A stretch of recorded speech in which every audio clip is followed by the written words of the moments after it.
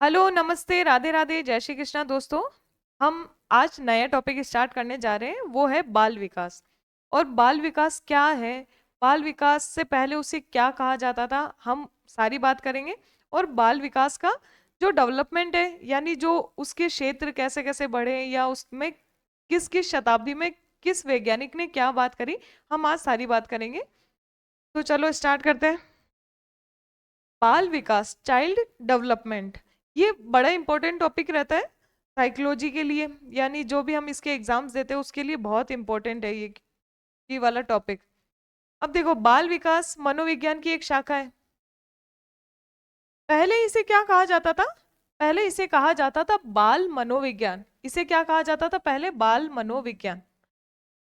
बाल विकास शब्द बाद में जोड़ा था, पहले इसे मनोविज्ञान कहा जाता था। तो इसमें मन और उसके व्यवहार को देखा जाता था। मतलब पहले बच्चे के मन के बारे में बात की जाती थी कि वो बच्चा ऐसा क्यों कर रहा है, क्या सोच रहा है, उसका व्यवहार कैसा है, इन चीजों पे ध्यान दिया जाता था। और बाद में क्या हुआ, बाद में इसका क्षेत्र विस्तृत करके इसे क्या बोल दिया, इसे बाल विकास।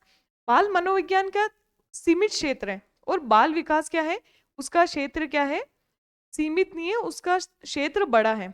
क्योंकि बाल विकास में क्या होता है, विकास का मतलब ही होता है कि हम हर डेवलपमेंट देख रहे हैं, हर प्रकार का डेवलपमेंट देख रहे हैं, चाहे वो शारीरिक हो, मानसिक हो, सामाजिक हो, या भावात्मक हो, संज्ञानात्मक हो। मतलब हम हर प्रकार का विकास देख रहे हैं। तो हर प्रकार के विकास की बात की जाती है बाल विकास में, इसलिए इसे बाल विकास कहा गया, ना कि बाल मनोविज्ञान। तो इसके पीछे कारण समझे कि मनोविज्ञान से विकास क्यों चेंज हुआ। अब देखो कि अब इसमें बाल्यावस्था से लेकर युवावस्था यानी परिपक्वावस्था तक का अध्ययन किया जाता है। मतलब बच्चा जन्म से लेकर उसकी मैच्योरिटी तक का अध्ययन किया जाता है, कि वह जन्म से लेकर उसके जो भी उसमें शारीरिक रूप से जो परिवर्तन आ रहे हैं, या भावनात्मक रूप से या मानसिक रूप से जो भी चेंजेस आ रहे हैं, उस चीज को ध्यान रखा जाता है, या उसके चेंजेस पर ध्यान दिया जाता है। तो वो किस में आता है? बाल विकास में। यहाँ व्यक्ति शारीरिक रूप से तो परिपक्व है, लेकिन उत्तरदायित्वों और अधिकारों के प्रति अभी भी विकसित हो रहा है। मतलब वो शारीरिक रूप से तो डेवलप है, लेकिन जो उसके उत्तरदायित्व है और जो अधिकार है उसके प्रति अभी भी क्या हो रहा है, वो डेवलप हो रहा है। यानी मैच्योरिटी आते आते उसमें डेवलपमेंट, मतलब विकास क्या है, विकास कभी रुकता नहीं है, विकास क्या निरंतर चलता रहता है। यानी हम जब से जन्म ले रहे हैं, विकास का मतलब होता है, हमने विकास पढ़ेंगे कि अभिवृद्धि और विकास में अंतर क्या है, तब हम और समझेंगे कि अभिवृद्धि क्या होती है, विकास क्या होता है।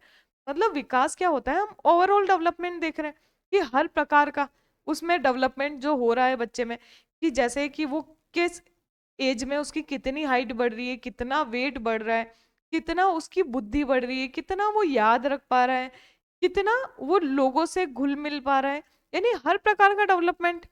तो इसका क्षेत्र क्या है, ये जन्म से लेकर वृद्धावस्था तक, या जब तक हम मर नहीं जाते तब तक विकास चलता है। क्योंकि हम कुछ ना कुछ सीखते हैं, कुछ ना कुछ हमारे अंदर कुछ ना कुछ चेंज आता है, चाहे हम मेंटली कुछ चेंज आ रहा है, चाहे हम शारीरिक रूप से चेंज आ रहा है। तो वो हर प्रकार का परिवर्तन किस में आता है, विकास में शामिल होता है। अब इसकी ऐतिहासिक पृष्ठभूमि देखते हैं कि 17वीं शताब्दी से 19वीं शताब्दी के बीच में इसमें क्या क्या चेंज आए। तो 17वीं शताब्दी, इसे शुरुआती काल माना जाता है। इसमें कौन थे मनोवैज्ञानिक? कॉमेनियस। 1628 ईस्वी में इन्होंने शिशु विद्यालय, स्कूल ऑफ इन्फेंसी की स्थापना की। तो शिशु विद्यालय यानी स्कूल ऑफ इन्फेंसी की स्थापना किसने की? तो वो थे कॉमेनियस। मतलब क्या हुआ कि पहले बच्चों पर इतना ध्यान नहीं दिया जाता था। अब क्या हुआ, बच्चों पर ध्यान दिए जाने लगा, उनके बारे में स्टडी की जाने लगी, उनके लिए स्कूल्स खोले जाने लगी, जिसमें क्या उनके बारे में हम सर्वांगीण विकास को जान सकें, किस प्रकार का उनका डेवलपमेंट होता है, तो हम उनको किस प्रकार से पढ़ाएं, पढ़ाने का तरीका कैसे चेंज करें। पहले तो क्या होता है, पहले तो टीचर्स पे ही ध्यान दिया जाता है कि टीचर्स जैसा मन वैसा पढ़ाते थे। लेकिन बाद में क्या हुआ, बच्चों को केंद्र लिए, मतलब बच्चों को, मतलब बाल यानी बच्चे क्या है, अब सेंटर है। सेंटर में कौन है? बच्चा। बच्चों की रुचि के हिसाब से पढ़ाएगा टीचर, बच्चों की पढ़ने की क्षमता के हिसाब से पढ़ाएगा, कितना वो याद रख पा रहा है, कितना आज उसके पढ़ने की क्षमता है, या कैसा उसका आज उसका पढ़ने का इच्छा है। उस हिसाब से पढ़ाया जाएगा। पहले होता था कि जो टीचर का मन, वो उस हिसाब से पढ़ाता था, जो उसको पढ़ाना है वो अपने हिसाब से पढ़ाता था। वो ये नहीं देखता था कि बच्चा समझ भी पा रहा है कि नहीं समझ पा रहा। लेकिन आज क्या है, बच्चों पर ध्यान दिया जाता है। तो बच्चों पर ध्यान दिए जाने के लिए सबसे पहले 17वीं शताब्दी में कॉमेनियस है, जिन्होंने शिशु विद्यालय खोला, स्कूल ऑफ इन्फेंसी की स्थापना की। इनकी पुस्तक कौन सी है? Deductive the great didactic. इन्होंने बालक की शिक्षा में चित्रों के माध्यम से रोचक बनाने पर बल दिया। ये बोलते हैं कि बच्चों को चित्रों के द्वारा पढ़ाओ, उनको इमेज दिखाओ जितना हो सके। बच्चा देखकर ज्यादा सीखता है। ये बोलना चाह रहे हैं कि बच्चों को जैसे एप्पल, ए फॉर एप्पल होता है, ए फॉर क्या होता है? एप्पल। तो इस एप्पल को केवल लिखने की बजाय उसको एप्पल दिखाओ कि एप्पल एग्जैक्टली होता क्या है, किसे कहते हैं। क्योंकि जैसे वो देखेगा तब उसे उसके दिमाग में वो इमेज क्या हो जाएगी, उसकी इमेज उसके दिमाग में बैठ जाएगी, यानी वो पिक्चर छप जाएगी, तो उसको जल्दी याद होएगा और ये वो आगे जल्दी याद रख पाएगा। तो इन्होंने क्या किया कि देखो, फिर उस चीज को समझो और फिर सीखो। तो इन्होंने किस पर बल दिया कि देखो और फिर समझो फिर सीखो, ना कि रटो। ठीक है, फिर सीखो। तो इससे आप ये चीज याद रखना कि कॉम्युनिस्ट ने 17वीं शताब्दी में क्या कहा कि देखो, फिर समझो, फिर उसको सीखो। नेक्स्ट आते हैं 18वीं शताब्दी। अब 18वीं शताब्दी में आते हैं पेस्टालोजी। पेस्टालोजी आते हैं, इन्होंने 1774 ईस्वी में बाल विकास का सर्वप्रथम वैज्ञानिक विवरण। अब पूछे कि बाल विकास का जो सर्वप्रथम वैज्ञानिक विवरण किसने दिया, तो वो कौन थे? पेस्टालोजी। मतलब वैज्ञानिक विवरण मतलब उन्होंने क्या किया, कुछ इस पर एक्सपेरिमेंट्स किए, फिर उन्होंने कोई सिद्धांत रखे या कुछ नियम रखे या कुछ थ्योरीज बनाई उन्होंने, तो इसलिए वो वैज्ञानिक नियम आया। उन्होंने खुद ही के 3.5 वर्षीय बच्चे पर अध्ययन किया था, बच्चे को ऑब्जर्व किया, फिर उसकी जो डेवलपमेंट हो रहा है उसको अध्ययन करके उन्होंने एक बेबी बायोग्राफी लिखी। बेबी बेबी बायोग्राफी किस पर? खुद ही के 3.5 वर्षीय पुत्र पर थी ये बायोग्राफी, जिन्होंने इसमें बताया कि बच्चों को ऑब्जर्व करो, ना कि उनको ये बोलो कि इस प्रकार से सीखो या इस प्रकार से पढ़ो। बच्चों को ऑब्जर्व करो कि वो किस प्रकार से सीखता है। तो ये किस पर बल देते हैं कि ऑब्जर्व करो, ना कि उनको सिखाओ। तो ऑब्जर्वेशन पे बल दिया इन्होंने कि बच्चों को ऑब्जर्व करो। नेक्स्ट आते हैं टाइडमैन। टाइडमैन भी 18वीं शताब्दी में है। टाइडमैन 1787 में, ये जर्मनी के इस चिकित्सक ने भी बच्चों के शारीरिक और मानसिक विकास का निरीक्षण, बेबी बायोग्राफी तैयार की। इन्होंने भी बेबी बायोग्राफी तैयार की।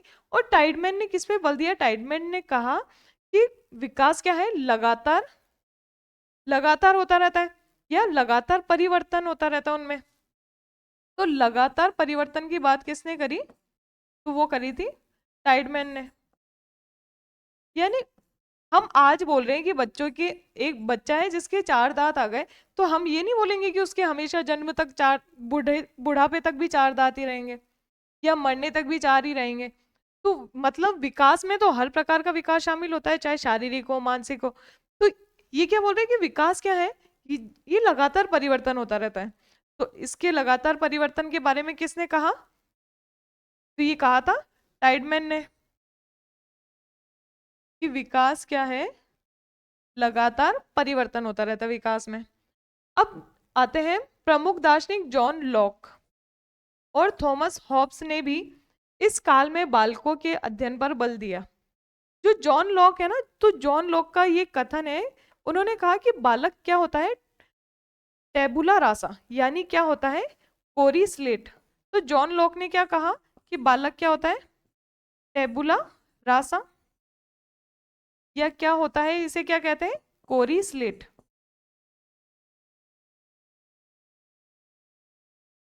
इस चीज को समझना। ये पूछ लेते हैं कि ये वाली कथन किसने कहा, इस या टेबुला रासा किसने कहा। तो इसका मतलब है कि बच्चा क्या है, एक खाली स्लेट है।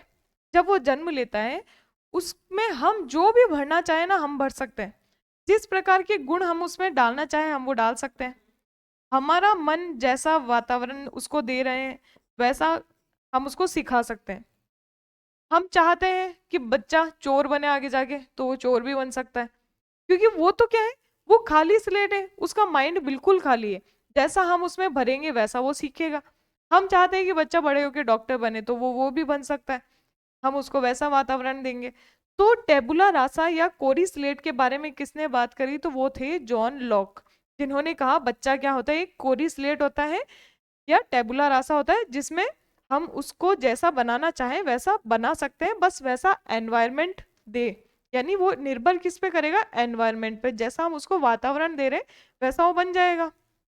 नेक्स्ट देखो, अब 19वीं शताब्दी, अब ये आता है आंदोलन का दौर। आंदोलन, तो आंदोलन के लिए कौन जाने जाते हैं, तो ये जाने जाते हैं स्टैनली हॉल। ये अमेरिका के क्या है, ये याद रखना कि स्टैनली हॉल, इन्हें अमेरिका में बाल अध्ययन आंदोलन का जन्मदाता कहा जाता है। इन्होंने बाल अध्ययन आंदोलन चालू किया था, कहाँ पे, अमेरिका में। इन्होंने चाइल्ड स्टडी सोसाइटी और चाइल्ड वेलफेयर ऑर्गेनाइजेशन जैसी संस्थाएं बनाई। ये याद रखना, ये दोनों संस्थाएं कि चाइल्ड स्टडी सोसाइटी और चाइल्ड वेलफेयर ऑर्गेनाइजेशन किसने बनाई, तो वो थे स्टैनली हॉल ने। इन्होंने बाल विकास के अध्ययन के लिए प्रश्नावली विधि का सर्वप्रथम प्रयोग किया। तो हम अगर पूछे कि प्रश्नावली विधि यानी क्वेश्चनरी मेथड का सर्वप्रथम प्रयोग किसने किया, तो वो कौन थे, स्टैनली हॉल। मतलब इन्होंने कहा कि बच्चों से प्रश्न पूछो, फिर उसके जवाब लो, और उससे उनका डेवलपमेंट पता चलेगा, या वो किस प्रकार से किस क्वेश्चन का क्या आंसर दे रहे हैं, तो उससे उनके बारे में पता चलेगा, उनका व्यवहार पता चलेगा। इन्होंने पत्रिका का नाम दिया पेडोलॉजिकल सेमिनरी। तो इनकी पत्रिका थी, उसका नाम क्या दिया इन्होंने, पेडोलॉजिकल सेमिनरी। तो इन्होंने क्वेश्चनरी मेथड अपनाए और रिसर्च बेस्ड स्टडी की। और तो स्टैनली हॉल की दो बुक्स है ना, जो जो इन्होंने संस्थाएं बनाई थी, चाइल्ड स्टडी सोसाइटी और चाइल्ड वेलफेयर ऑर्गेनाइजेशन, इन दोनों को याद रखना। और बाल अध्ययन आंदोलन के जनक किसे कहते हैं, तो वो कौन है, स्टैनली हॉल। नेक्स्ट देखते हैं। अब ये जो संस्थाएं हैं, कौन सी संस्था, ये घटना या संस्था, उसका स्थान और व्यक्ति और वर्ष कब स्थापित हुई, इसके बारे में देख लेते हैं। इनसे सीधा सीधा क्वेश्चन आ जाते हैं, तो इनको बस आपको याद रखना है कि जैसे पहला है कि प्रथम बाल सुधार गृह की स्थापना, मतलब बच्चों के सुधार का घर एक तरह से, तो वो कहाँ पे खुला था, सबसे पहले वो खुला था न्यूयॉर्क में। अब न्यूयॉर्क का है, अमेरिका में, 1887 में। तो पहला बाल सुधार गृह की स्थापना कहाँ हुई, न्यूयॉर्क में 1887 में। नेक्स्ट है कि प्रथम बाल निर्देशन केंद्र, बाल निर्देशन केंद्र किसने खोला, तो विलियम हीली के द्वारा, कहाँ, शिकागो के। और कब, 1909 में या 1909 में। किसने प्रथम बाल निर्देशन केंद्र, बाल सुधार, सुधार तो न्यूयॉर्क में 1887 में, निर्देशन केंद्र कहाँ पे, शिकागो में, और किसने, विलियम हीली के द्वारा 1909 में। अब British association for child study, ये किसने स्थापित की थी, British association for child study, तो ये थे सल्ली, या इन्हें जेम्स सल्ली भी कहते हैं। कब, 1892 में। तो British association for child study किसने, जेम्स सल्ली ने, कब, 1892 में।